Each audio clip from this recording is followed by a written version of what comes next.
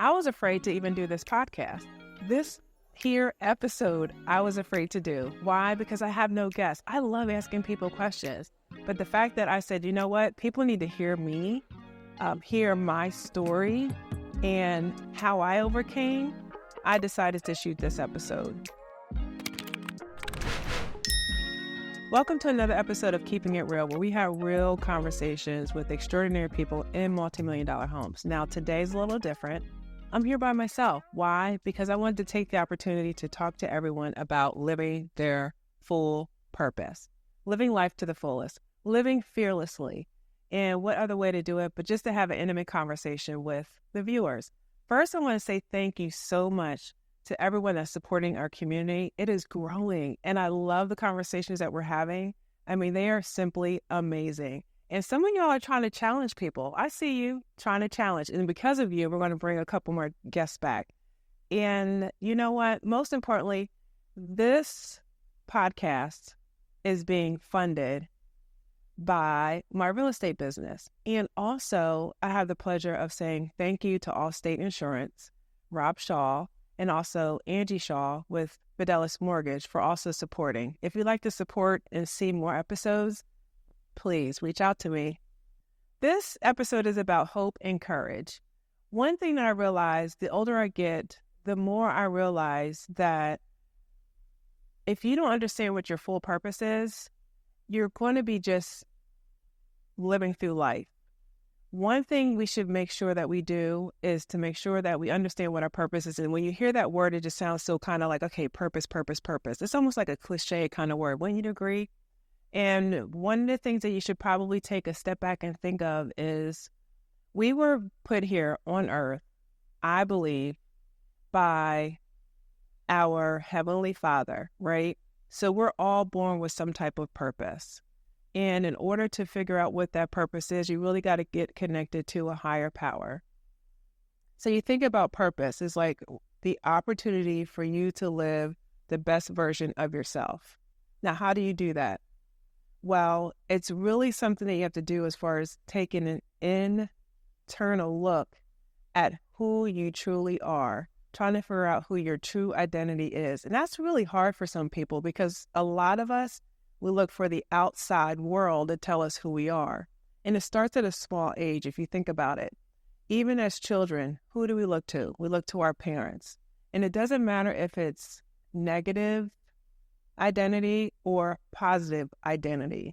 One thing I want to challenge you is really try to figure out, okay, who am I? One, you think about, are you bold?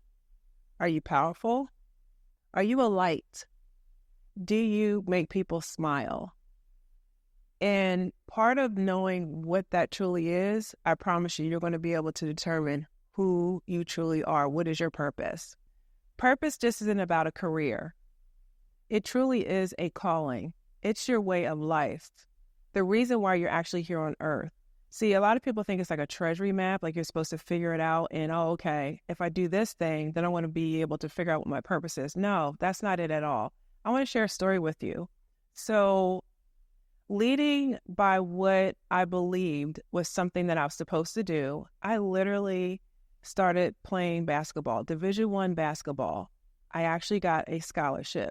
But do you know, to this day, I knew that wasn't something that I wanted to do, but it's because I knew that was something that was expected of me because I was tall and I was athletic. But was that truly my purpose? To this day, it allowed me opportunities I probably wouldn't have seen otherwise. But to this day, I struggle with the fact that, was that truly my purpose? I don't think so, y'all. My purpose, honestly, is for me to actually lead people, to see other people win, to help people understand where they are great and what areas that they are. I'm really, really good at it, but I didn't know that until I actually got older. I took an accounting position, went to school. Let me back up. I went to school as an accountant, to be an accountant. And when I did that, I wanted to do it because I thought it was the best way to make money, not really understanding what my purpose was. And I did okay with that thing. However, it wasn't until I took the job at PricewaterhouseCoopers And I realized that that's not what I want to do. So I went into the corporate world, still not understanding what my purpose was. I just knew I was not in it because I was so unsettled, and I just kept going place to place to place to place. And it wasn't until I actually secured a job at Apple that I realized that I'm supposed to be working with people. And at that point, I didn't understand how I was going to be working with people, but I knew my purpose was working with people to get them elevated into something that they would feel great about, the best version of themselves. So I actually got into investment properties, and the light bulb went off. I love this. I can make money and talk to people and help them fund the life that they truly want to live by investing in real estate themselves. So I got my license. After getting my license, I landed at a co-broke that wasn't really where I aligned my vision with. And it wasn't until I actually got aligned with Keller Williams that I realized, okay, yep, this is where I need to be. And I was able to grow. I was able to grow a team, and I was able to help people to see who they truly are and to help them become the leaders that they are supposed to be as well. And when I tell you, when I know that I'm living in my purpose, but it took me some time to really understand who I truly was.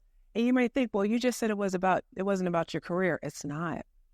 However, I truly believe even off job, off my title, take away my title, I'm still helping people in every aspect of my life.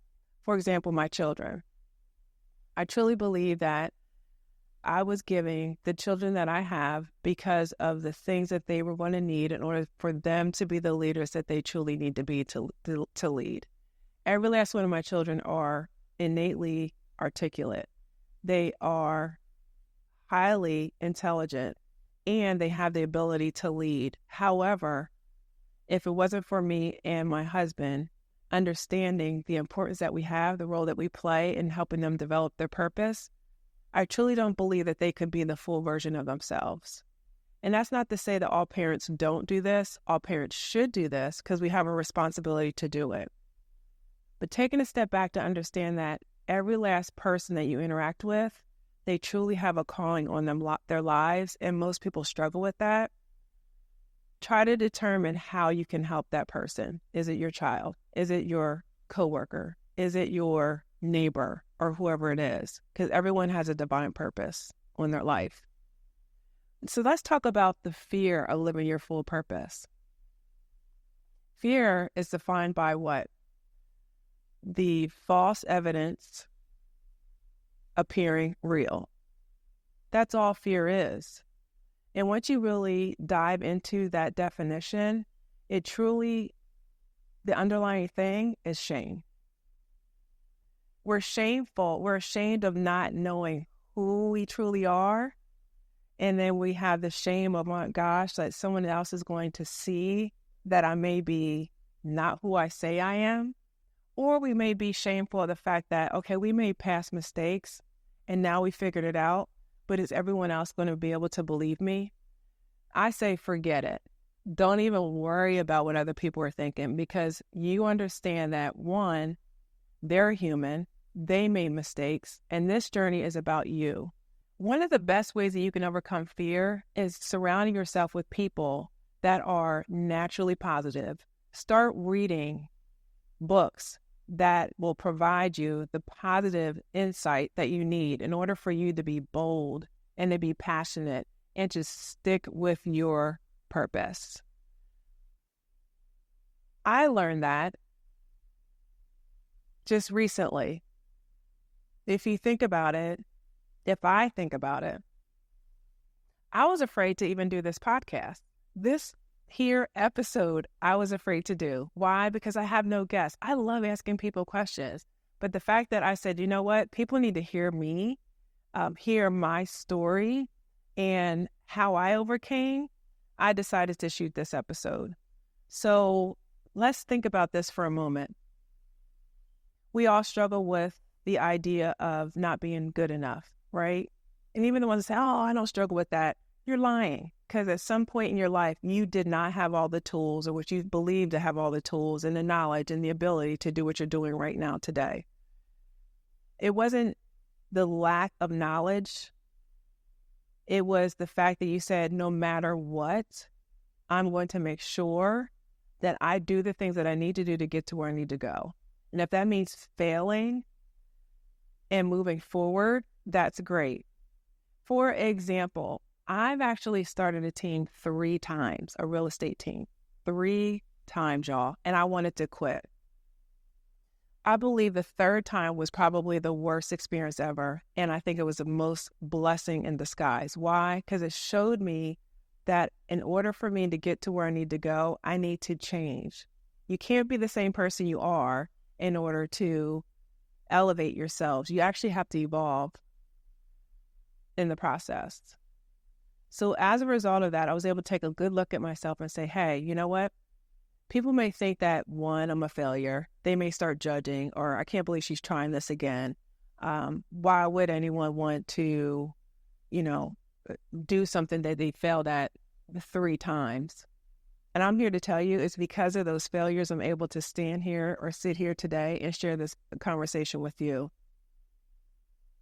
Having clarity is key.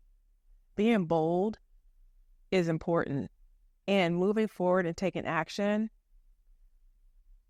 that's the only way you're going to elevate yourself. So just remember that through your obstacles, you can be afraid, but just take action in your fear and knowing that on the other side, there's something better for you.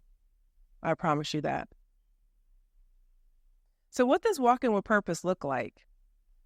It doesn't mean that everything's going to be easy, because it isn't. It is not easy, y'all. And I do believe, although it's not easy, because you are walking in your purpose, that's going to allow you to keep moving on. As long as you are intentional about the things that you do and making sure that you align your intentions with your purpose, you should be okay. I mean, there are going to be setbacks. There truly are going to be setbacks. Look for them.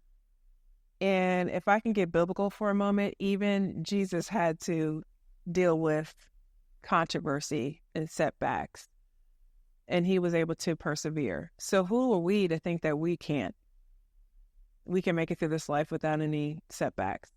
Because that truly is a testament of who we are. We are going to have setbacks, but it's all about your grit and your attitude and your ability to withstand through those times that are actually going to prove to you, not anybody else, prove to you that you are truly growing.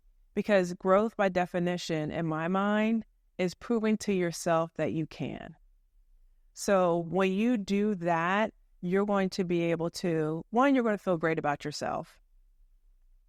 And then 2, you're going to be okay with the next big thing. And also, when you're walking in your purpose, be prepared for people that are going to hate you in front of you and behind your back. This sounds so terrible to say, but it's so true. When you're working and living in your divine purpose and you walk into a room and you stay true to your identity, that's intimidating to people. That truly is. But please understand that by you shining your light and still welcoming those that are not kind or say things that may not be true, or just simply just being mean, still shine your light, because you know you're onto something. You know you're onto something. And it's going to be a testament of your core values, that no matter what it is, I'm true to my identity and I still love you. Remember that. A lot of people, I believe, when it comes to living through their purpose, they don't tie it to a big why. Think about it. You wake up every morning, you get ready, you start your day. But you ever ask yourself why? Why are you doing those things? Like, why are you working in the industry that you're working? Why are you in the circle of friends that you have? You truly have to tie your life, your identity to a big why. For example, for me, my big why is in the industry that I'm in, I truly believe I'm here on earth to help people obtain an asset to live their full abundant life and to show a pathway to people that may not otherwise know. So I know that to be true, and I'm hoping that I can reach as many people as I possibly can in order for them to live out the best life that they possibly can. So whether it's buying real estate, you never owned a home, whether it's owning your own business or building your investment portfolio. Yeah, I owned a home, but no one in my family ever owned investment properties. No one in my family ever started a business. That's what I truly believe I'm here to do.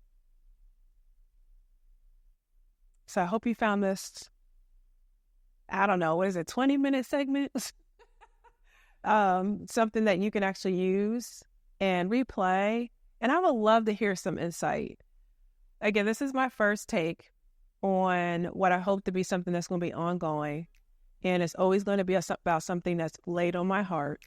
And it's going to come from a place where it's supposed to uplift.